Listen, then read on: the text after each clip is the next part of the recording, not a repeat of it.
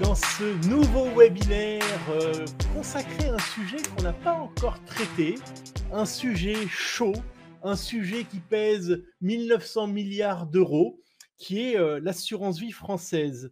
C'est vraiment un webinaire exceptionnel, donc pour au moins deux raisons. Donc le sujet qui est quand même, hélas, je trouve, relativement peu traité et qui intéressera de nombreux épargnants et de nombreux conseillers financiers dont vous faites peut-être partie.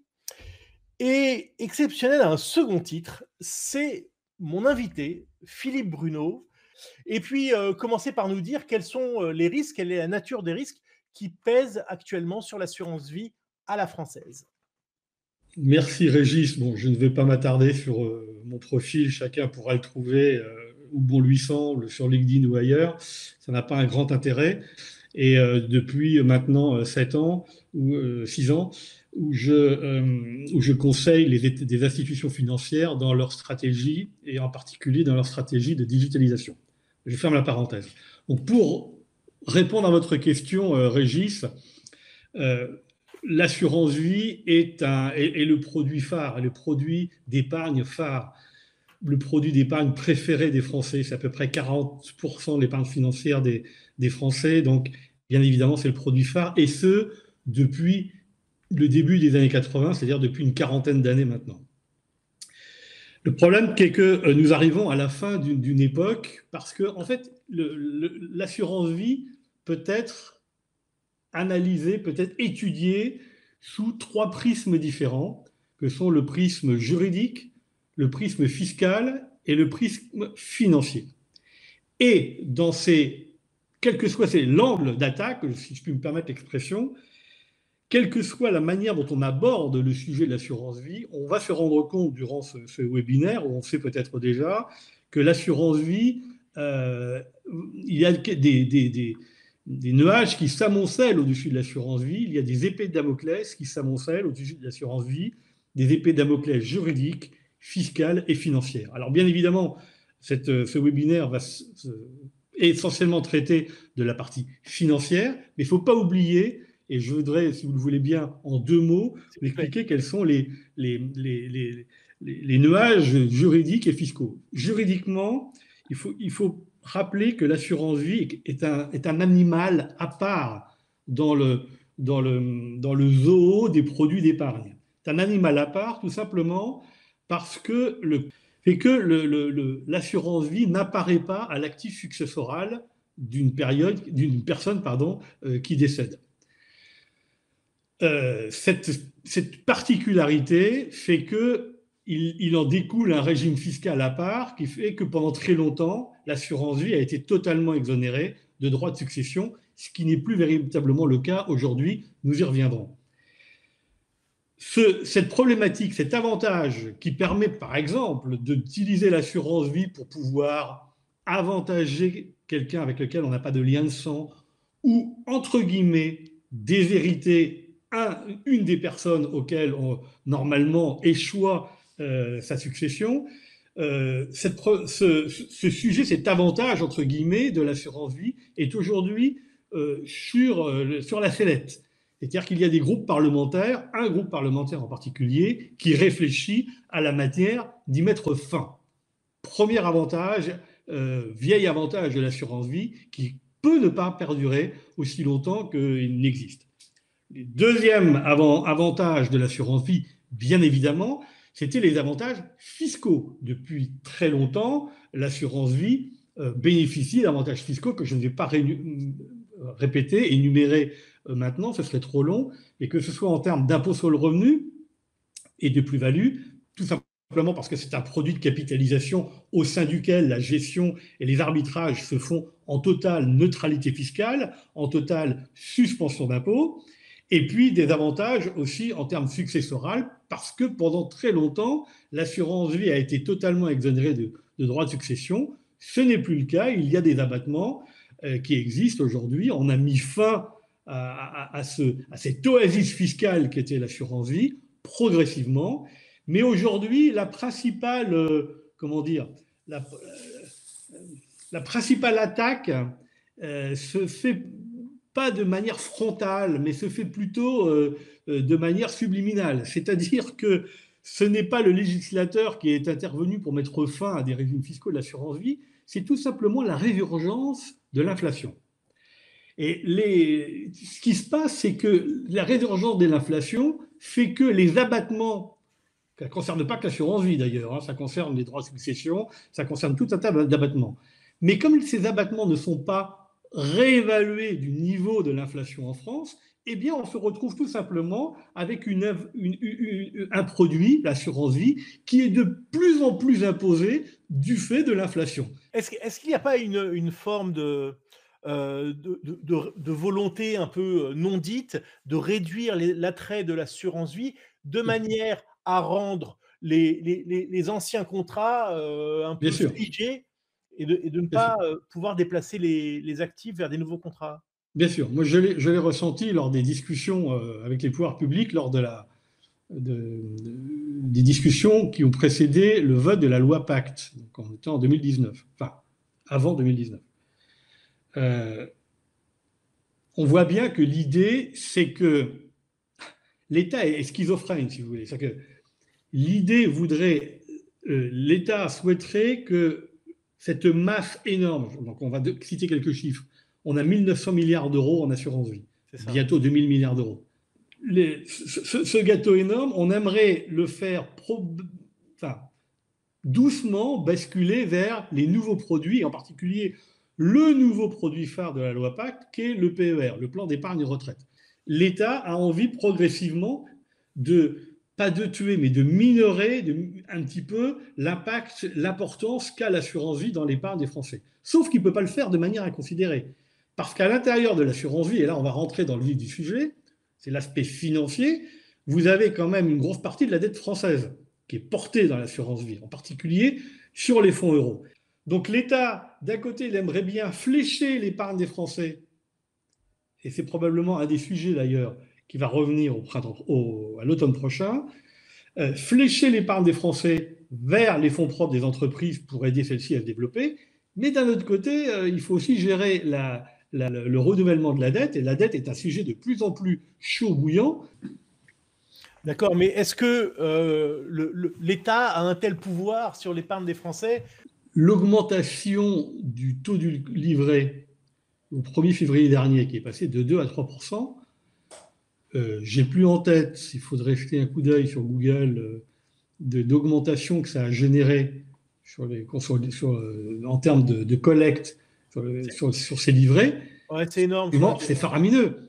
Et là, aujourd'hui, 35 milliards, la Banque de France a dit ça hier. Voilà, c'est énorme. Et là, aujourd'hui, Bruno Le Maire a clairement dit qu'il envisageait, parce qu'on est quand même très en retard encore avec 3% par rapport au taux d'inflation, donc pour donner un peu de pouvoir d'achat, il se pose la question, on va dire, de passer de 3 à 4, et il a dit, je suivrai les recommandations du gouverneur de la Banque de France, M. Villeroy de Galhau, mais passer de 3 à 4, là, vous avez des assureurs qui commencent à pétocher, parce que vous êtes quand même 2 points au-dessus de la rentabilité des fonds euros. C'est ce que j'allais dire. Il faut rappeler ce que le fonds en euros a permis comme rentabilité en 2022. Voilà. C'est 2 en moyenne.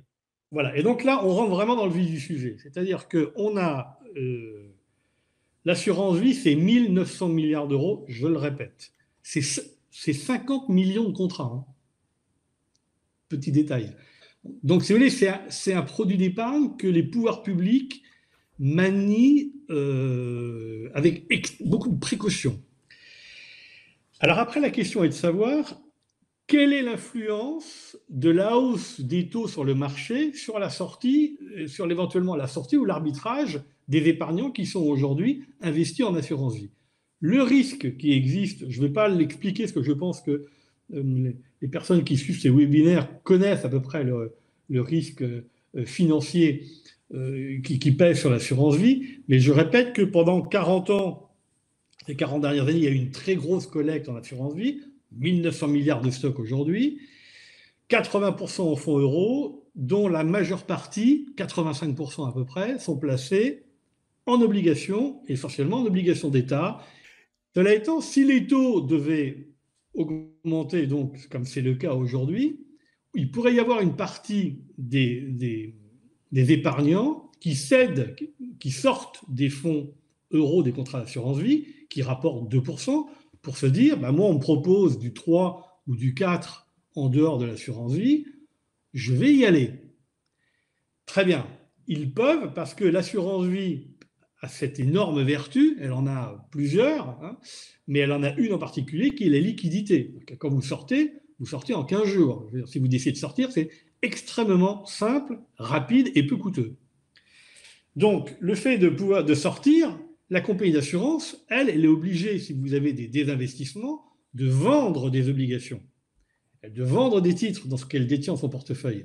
Or, comme les taux sur le long terme ont beaucoup baissé, d'accord, et que maintenant les taux remontent, il y a des risques de concrétiser, de générer des moins-values sur les portefeuilles, d'accord, sur les portefeuilles des compagnies d'assurance vie.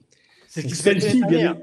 Pardon ? C'est ce qui s'est passé l'année dernière. Le portefeuille globalement, s'est amoindri l'année dernière, puisque et les marchés d'actions, donc qui quand même représentent 15 ou 20% du fonds en euros, et la partie obligataire a pu baisser de 10 à 15%. Donc, on a dans le même temps un phénomène curieux, c'est que la rentabilité du fonds en euros a été augmentée donc jusqu'à 2% en moyenne, alors que le portefeuille, lui, était en train de se contracter. Alors, je vais y revenir, mais il y a deux choses il y a deux idées reçues que j'aimerais combattre durant ce webinaire. Premièrement, dire que les fonds euros se redressent, c'est faux. Ils s'effondrent si on tient compte de l'inflation. On est à 2% de rentabilité brute, moins une inflation de 6. Si je compte bien, ça fait moins 4. Donc ça veut dire que si j'ai mis 100 balles dans un contrat d'assurance vie en euros, j'ai normalement perdu 4 euros à la fin de l'année suivante en termes de pouvoir d'achat. Première chose. La deuxième idée reçue contre laquelle je souhaiterais m'élever, c'est que pendant très longtemps, on a dit que les fonds euros sont synonymes de sécurité. C'est faux. Aujourd'hui, depuis la crise de 2008-2009, c'est factuellement faux. On sait qu'un État peut effectivement faire défaut, peut partir en vrille, on l'a vu avec la Grèce. On voit aujourd'hui qu'on a des problématiques sur la dette énormes. Les contrats d'assurance vie, les compagnies d'assurance vie sont gorgées de titres d'État qui peuvent demain faire défaut, d'accord, qui peuvent demain se tendre brusquement. Et la sortie des épargnants de ces contrats d'assurance vie peut mettre à mal le bilan de certaines compagnies d'assurance. Donc il faut surtout pas qu'il y ait d'assurance run, comme il y a eu un banking run. Donc il faut surtout éviter cela. Et donc on a mis au point des digues. La première digue, c'est de ne pas en parler. Donc hormis ce webinaire, c'est vrai qu'on peut dire que c'est une espèce de no man's land. Deuxièmement, il y a très peu d'informations qui circulent. Je n'ai pas spécialement préparé votre webinaire parce que je connais assez bien le sujet, mais j'ai passé 2 ou 3 coups de fil quand même. C'est impossible d'avoir des chiffres parce que les cabinets qui travaillent pour France Assureur, par exemple, ou pour Bercy, pour s'assurer, si vous voulez, au niveau de place, que les stress tests qui ont été réalisés chez telle ou telle compagnie font qu'on est couvert en cas de hausse des taux, qu'il n'y a pas trop, que les risques sont relativement, je dis bien relativement maîtrisés. Il n'y a pas d'information globale et ces cabinets, bien évidemment, sont tenus à un secret professionnel, ce que je comprends. Donc, il ne faut surtout pas avoir de discours anxiogènes. Et puis, la deuxième digue qui a été mise en place après la crise de 2008-2009, ce sont les lois Sapin 2. Et alors là, c'est véritablement en cas de crise. C'est-à-dire que la loi Sapin 2, que dit-elle ? Elle dit juste, elle date de 2016. Alors, 2016, c'est ça. 2016, je crois, de mémoire. Moi, je me souviens très bien des discussions avec le pouvoir public à l'époque. En gros, c'était bon. On vient d'éponger les bêtises, pas dire autre chose, des banques avec la crise subprime. Nous autres États, on est maintenant endettés dans des niveaux difficilement acceptables. On ne peut pas faire plus, donc il est hors de question qu'après une crise des compagnies des banques, on soit obligé d'éponger une crise des compagnies d'assurance. Hors de question. Donc, comme les taux sont proches de zéro et qu'il y a peu de chances sauf déflation, qu'ils deviennent négatifs, il y a plutôt un risque le risque il est plutôt à une remontée. Donc, j'aimerais bien que vous vous prémunissiez contre ce risque. En fait, le risque pour les compagnies d'assurance, il faut qu'il y ait un cumul de deux risques. Premièrement, une hausse des taux brutale. Si elle est légère avec le temps, c'est moins grave. Ce qu'on a déjà eu. Que l'on a déjà eu. Et deuxièmement, ça ne suffit pas. Hein. Deuxièmement, des rachats massifs. Parce que si vous avez une hausse des taux, mais que personne ne sort, ça va. On n'est pas en risque. La compagnie n'est pas en risque. Mais si vous avez, c'est pour ça qu'il ne faut pas qu'il y ait de discours anxiogène. Mais si vous avez une hausse des taux forte, telle que celle qu'on a connue, et des rachats massifs, là, c'est un autre sujet. Aujourd'hui, nous sommes à 3%. Je ne suis pas en salle des marchés, mais je pense qu'on peut très facilement atteindre les 4% à la fin de l'année. D'accord ? Je veux les taux sur les marchés. Philippe, 2 secondes. J'ai un petit slide sur les rachats. On parlait de rachats massifs. Ah, très bien. Voilà, vous avez en bleu les rachats sur le fonds euro. Et encore, qui sont arrêtés à la fin de l'année 2022. Je crois que le premier trimestre 2023 est dans l'épure du quatrième trimestre 2022.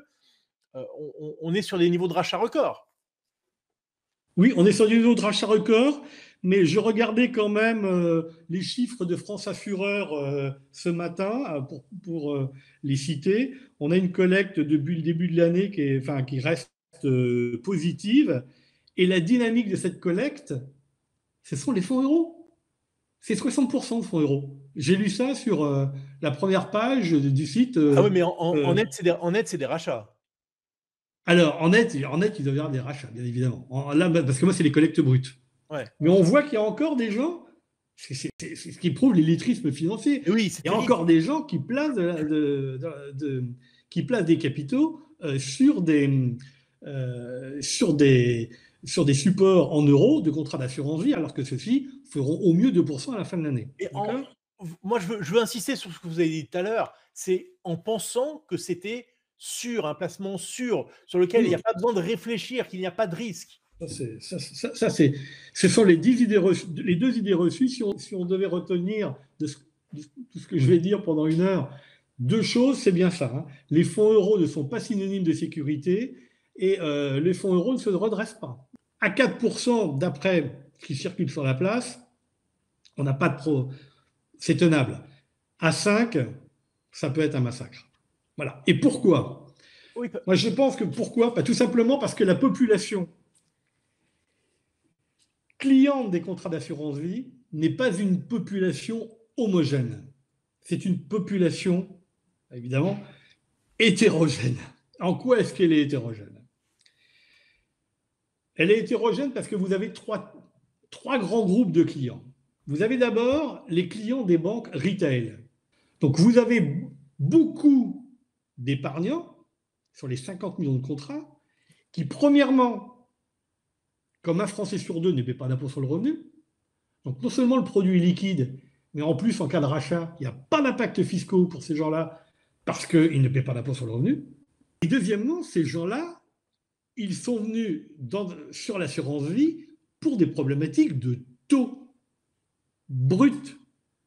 C'est-à-dire qu'ils cherchaient à placer des liquidités. À l'époque où l'assurance vie avait des rendements bien supérieurs aux comptes surlivrés. Parce que la rémanence du portefeuille obligataire des contrats d'assurance vie faisait que le rendement des contrats d'assurance vie baissait moins vite que les taux sur le marché. Donc les comptes surlivrés baissaient, mais l'assurance vie, elle, sa chute était freinée par les obligations qu'elle portait. Le phénomène est inverse aujourd'hui. Et aujourd'hui, bien évidemment, on est passé dans l'autre sens. C'est-à-dire que la différence entre le taux d'une obligation et le taux d'un fonds euro, c'est durablement inversé sans doute. Ah oui, c'est durablement inversé. Et aujourd'hui, on va évidemment, on va progressivement le fonds euro, si les taux passent à 4 ou 5, les fonds euros vont mettre beaucoup de temps à rattraper ces 4 ou 5. Surtout s'il n'y a pas de collecte. Le temps qu'ils renouvellent par une collecte nette nouvelle, et vous me dites, donc vous venez de dire qu'elle n'existe pas, qu'ils renouvellent leurs obligations pour rattraper les taux sur le marché, ça va prendre beaucoup de temps. Comme ils ont profité pendant 40 ans, ça risque de prendre du temps. Donc pour moi, parlons clairement, Les fonds euros, c'est terminé. Quand on achète les produits que vous venez de citer, on comprend le risque. Quand on achète Oui, un fonds euro, on croit qu'on n'achète pas de risque. absolument. Mais je vous rassure, si on passe demain à 4 ou 5, il n'y a pas une, je vous fiche mon billet, que vous n'aurez pas une banque retail qui va prévenir ses clients. Et c'est ça le problème. C'est qu'en fait, on va demander aux conseillers de se taire. Il n'y aura aucun discours anxiogène parce qu'on a trop peur de l'assurance run. Donc, ils ne vont rien dire. Ils ne vont pas dire à leurs clients, imaginons, je ne pense pas qu'ils osent, mais on ne sait jamais, que l'on passe les comptes sur livret A4, vous n'avez pas une banque qui va dire à ses clients qui sont dans des filiales de leur banque, hein, dans des contrats d'assurance vie, vous pouvez sortir de votre fonds euro à 2 pour placer à 4. Il n'y en a pas un qui va le faire parce qu'il sait qu'il risque de déstabiliser et la compagnie d'assurance et par effet de Ricochet. de ricochet, le groupe. Tout le monde va se taire. Tout le monde va se taire. Ce que je comprends de ce que vous dites, c'est qu'il n'y a pas de linéarité entre la hausse des taux et les rachats éventuels sur les fonds euros. Quelque part, Non, ce que je voulais dire, parce que j'ai pas terminé ce que j'ai voulu dire, Régis, parce que je n'ai pas terminé mon argumentation. Je répète, il y a trois grands types de clientèle. Vous avez des clientèles de banque retail qui sont des clients qui viennent chercher des taux et dont généralement sont des gens qui placent des économies et qui sont peu éligibles, qui généralement ne paient pas l'impôt sur le revenu. On est sur des classes plutôt populaires. Rien ne les retient dans l'assurance vie. D'accord ? Ils iront chercher des taux dehors si on leur dit que le compte sur livret est à 4 et il n'y a aucun impact fiscal à sortir. Ensuite, vous avez la clientèle des CGP, que je qualifierais d'une clientèle un peu médiane.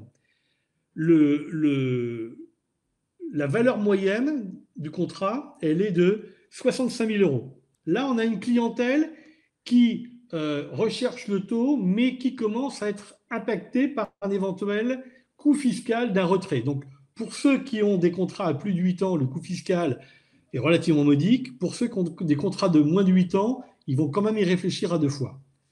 Et puis, vous avez la clientèle des banques privées, alors celle que je connais la mieux, mais qui parfois, on oublie qu'ils ne sont pas les seuls.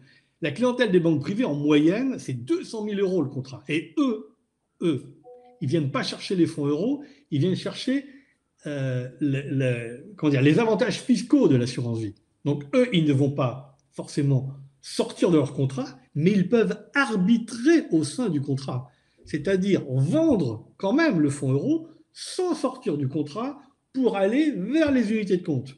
L'impact pour le bilan de la compagnie d'assurance est exactement le même. C'est-à-dire désastreux. Voilà. Retenez juste deux, trois trucs. Hein. On est aujourd'hui, les hypothèses de sortie de la situation dans laquelle on est, il y en a trois. Premièrement, une sortie à la japonaise, on rentre en déflation, je préfère même pas en parler. D'accord ? Je rappelle qu'au Japon, avant 90, il y avait des CGP. Hein. Le marché de la gestion de patrimoine au Japon était tenu par des indépendants. Aujourd'hui, il y en a zéro. Quand vous êtes en déflation, il n'y a plus besoin d'avoir de conseil patrimonial. Hein. Les prix baissent, il n'y a plus de création de valeur, il y a de richesse, c'est terminé. Donc là, je préfère ne même pas en parler. La deuxième chose, c'est des taux durablement bas. Je n'y crois pas, mais on va détruire de la valeur sur les fonds euros. C'est-à-dire que les fonds euros vont rester en bas, entre 0 et 2. Et troisième solution, des taux qui montent. Et dans ce cas, on est sur le risque que l'on a évoqué de Ravita. Donc, la conclusion, c'est quand même que les fonds euros, c'est terminé. C'est la fin d'une période, c'est la fin d'une histoire, c'est terminé. Et s'il y a des professionnels qui nous écoutent, un bon professionnel se doit d'alerter et de sensibiliser ses clients épargnants, quels qu'ils soient, à ce phénomène. Bon week-end, Philippe. Merci. Merci Régis, merci à tous. Merci à tous. Bon week-end. Ciao, ciao. À bientôt. Au revoir.